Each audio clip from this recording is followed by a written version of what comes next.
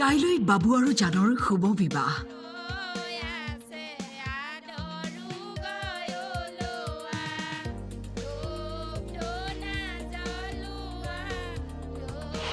জানে বাবুৰ নামত লগালে জেতুকাৰ ৰং।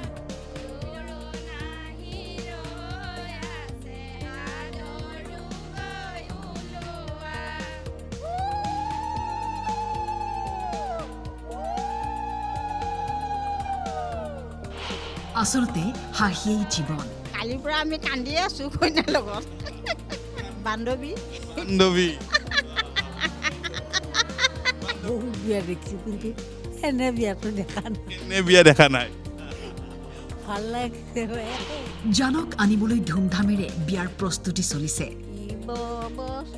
বাঘৰ চাত অসময়ত গা ধোৱা স্বাস্থ্য পক্ষে নহয় ভাল আহা পদ্ম বহাসী গংগা জল আনিছো পাতি নোৱাহি ভগৱানে যি কৰে ভগৱান ভালে কৰিছে আৰু খুব ধুনীয়া হৈছে সমস্ত বন্দোবস্ত খুব ভাল পাইছোঁ আমৰা আইতা সকলে খুব ভাল পাইছোঁ। দুখটো লাগিবই, দুখ লাগিছে আমাৰ মাজৰ পৰা গুচি যাব, সেইটো কাৰণে অলপ বেয়া লাগি আছে।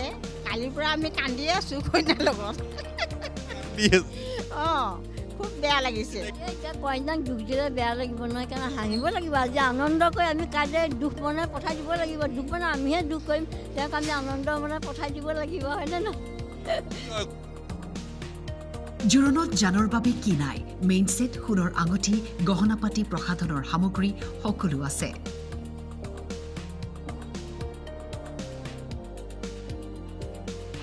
প্ৰেম এনেকুৱাই। প্ৰেমে নামানি বয়স, জানে মাথো প্ৰেমৰ ঠিকনা। এয়া ককা আইতাৰ বিয়া। লাগি আছে ইয়াত অহা ছমাহমানৰ বছৰ প্ৰায় হ'লগৈ। ইয়াতে লগ পোৱা মইতো ভবাই নাছিলোঁ যে এনেকুৱাটো হ'ব বুলি, কিন্তু হৈ গ'ল। তাইয়ে দিছে প্ৰস্তাৱ, এনেকৈ কোৱাটো নাই, কিন্তু ইটো সিটো বস্তু আনি থৈ যায়। তাৰপৰা আৰু কেইবাদিনো তাই দি থৈ যায়, তাৰপৰা ময়ো দিবলৈ ল'লোঁ, তাৰপৰা সেইটো পৰাই লাগিলে আৰু সেইটোৱে বিজনেছ। সেইটো ইমানেই সাজু আমাৰ ইয়াত আশ্ৰমৰ গোটেইখিনিয়ে সাজু হৈ আছে বিয়ালৈ। গোটেইখিনিয়ে একদম মানে পূৰা ফূৰ্তি কৰি আছে। কিনো ক'ম আৰু ক'বলগীয়া একোৱেই নাই। জান বুলি মাতে, অ' জান ভালে আছা? বাবু বুলি মাতে। জয়া প্ৰভা বৰা, পদ্মেশ্বৰ বৰা। মাতৃ নিবাসত ককা আইতাৰ বিয়াৰ উখল মাখল পৰিৱেশ। কাৰোবাৰো মন নাযায় হাঁহি ফূৰ্তি আনন্দৰে জীৱন কটাবলৈ। ভাল লাগিছে।